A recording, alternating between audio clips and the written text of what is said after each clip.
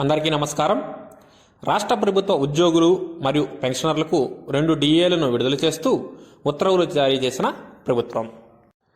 ఉద్యోగులు మరియు పెన్షనర్లకు తేదీ 1/1/2023 మరియు తేదీ 1/7/2023 ఇవ్వవలసిన 2 డిఏలను మంజూరు చేస్తూ ఆంధ్రప్రదేశ్ రాష్ట్ర ప్రభుత్వం జియోని విడుదల చేసింది.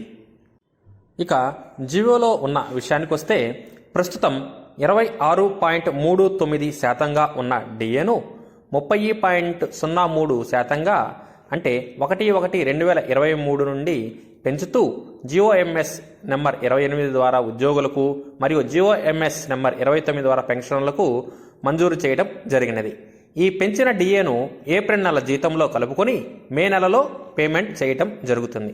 అలాగే 1/1/2023 నుండి 31/3/2024 వరకు రావాల్సిన అరియర్స్ను 3 సమాన వాయిదాలలో అనగా ఈ సంవత్సరం ఆగస్టు నెల, అలాగే నవంబర్ నెల, అలాగే తదుపరి సంవత్సరం 2వ నెలలో పేమెంట్ చేయటం జరుగుతుంది. అయితే ఈ అరియర్స్ జీపీఎఫ్ ఉద్యోగులకు వారి జీపీఎఫ్ ఖాతా నందు జమ చేయడం జరుగుతుంది. అలాగే సిపిఎస్ ఉద్యోగులకు 10% వారి సిపిఎస్ ఖాతా నందు జమ చేయడం జరుగుతుంది. మిగిలిన 90% వారి బ్యాంకు ఖాతాకు జమ చేయటం జరుగుతుంది. తదుపరి 2వ జియో విషయానికి వస్తే 30.03%గా ఉన్న డిఏను 33.67%గా అంటే 1/7/2023 నుండి పెంచుతూ జియోఎంఎస్ నెంబర్ 30 ద్వారా ఉద్యోగులకు మరియు జియోఎంఎస్ నెంబర్ 31 ద్వారా పెన్షనర్లకు మంజూరు చేయడం జరిగినది.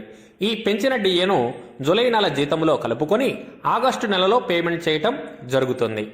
1/7/2023 నుండి 30/6/2024 వరకు రావాల్సిన అరియర్స్ను 3 సమాన వాయిదాలలో అనగా ఈ సంవత్సరం సెప్టెంబర్ నెలలో, డిసెంబర్ నెలలో, అలాగే తదుపరి సంవత్సరం మార్చి నెలలో పేమెంట్ చేయటం జరుగుతుంది.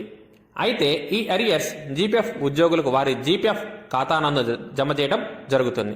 అలాగే సిపిఎస్ ఉద్యోగులకు 10% వారి సిపిఎస్ ఖాతా నందు జమ చేయడం జరుగుతుంది.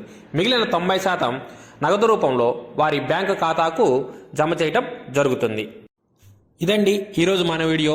ఇలాంటి మరెన్నో ఇంపార్టెంట్ అప్డేట్స్, అలాగే employee service matters, pay fixations లాంటి వివరాల కోసం please like, share and subscribe my channel. Thank you.